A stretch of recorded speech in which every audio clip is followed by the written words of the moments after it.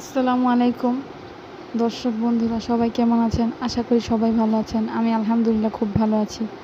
আজকে আমি রান্না করব শাহি হালিম মিক্স। তো আমি হালিম রান্না করার জন্য এখানে শাহি হালিম মিক্সের প্যাকেটটা খুলে নিয়েছি।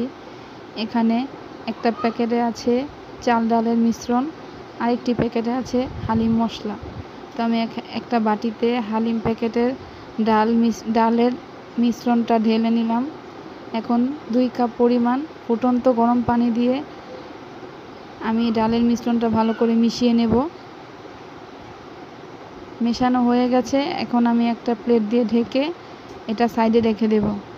তো আমি এখানে কড়াইয়ে 1/2 কাপ পরিমাণ তেল গরম করে নিয়েছি। দিয়ে দিলাম 1/2 কাপ পেঁয়াজ কুচি। পেঁয়াজটা আমি গোল্ডেন ব্রাউন করে ভেজে নেব। পেঁয়াজটা ভাজা হয়ে গেলে আমি এখান থেকে পেঁয়াজের 3 ভাগের 2 ভাগ উঠিয়ে রাখবো ভাজা পেঁয়াজ, আর 1 ভাগ পেঁয়াজ ভাজার মধ্যে আমি দিয়ে দেব গরুর মাংস।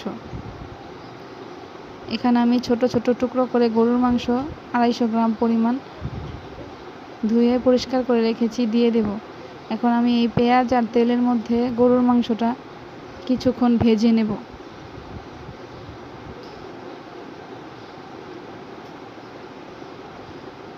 দেখুন মাংসের কালারটা চেঞ্জ হয়ে গেছে। এখন আমি দিয়ে দিলাম 1 চামচ পরিমাণ আদা রসুন বাটা।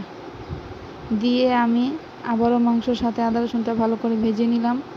এর মশলাটা এখানে 3 ভাগের 2 ভাগ দিয়ে দিলাম, আর 1 ভাগ আমি রেখে দিলাম, লাস্টে ব্যবহার করব। তো মশলাটা আমি অল্প আঁচে কিছুক্ষণ ভেজে নিলাম মাংসের সাথে। ভাজা হয়ে গেছে। এখন 1/2 কাপ পরিমাণ পানি দিয়ে মাংসটা আমি কষিয়ে নেব।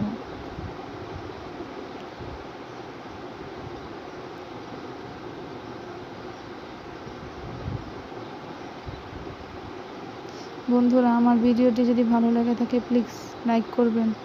আমার চ্যানেলে যদি নতুন হয়ে থাকেন আমার চ্যানেলটিকে সাবস্ক্রাইব করে আমার পাশে থাকবেন। যারা অলরেডি আমার পাশে আছেন তাদেরকে অনেক অনেক ধন্যবাদ। তো আমার মাংসটা প্রায় কষানো হয়ে গেছে, সিদ্ধও হয়ে গেছে অনেক পরিমাণ। এখান থেকে আমি অল্প পরিমাণে মশলা, তেল সহ কিছু মাংস সহ উঠিয়ে রাখলাম, এটা আমি পরে ব্যবহার করব। এখন আমি দিয়ে দিলাম ডাল চালের মিশ্রণটা ভিজিয়ে রেখেছিলাম, সেটা 2 বার আমি দিয়ে ভালো করে নাড়াচাড়া করে দিব। এখন আমি এটা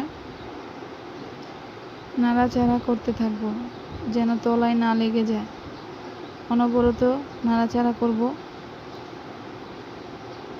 এখন আমি দিয়ে দিলাম পরিমাণ মতো পানি চাল ডাল সেদ্ধ হওয়ার জন্য। এখন আমি আমার পছন্দ অনুযায়ী এটার ঘনত্বটা পাতলা বা গাঢ় করে উঠিয়ে নিব না। দিয়ে দিলাম আমি স্বাদ মতো লবণ। লবণটা দিয়ে আমি এখন এটা নাড়াচাড়া করতে থাকব যেন তলায় লেগে না যায়। এটা আমি অনবরত নাড়াচাড়া করব, একটু পরপরই নাড়ব।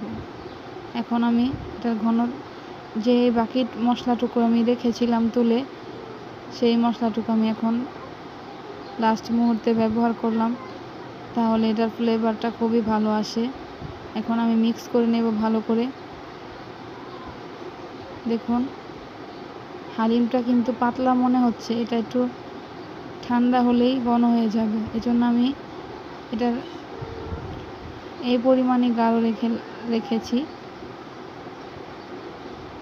আপনারা আপনাদের পছন্দ অনুযায়ী গাঢ় রাখতে পারেন।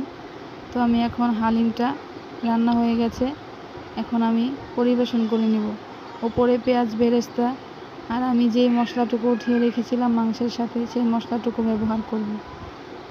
এখন আমি এটার সাথে আদা কুচি, ধনিয়া পাতা কুচি পরিবেশন করে আপনারা আপনার পছন্দ অনুযায়ী পরিবেশন করতে পারেন।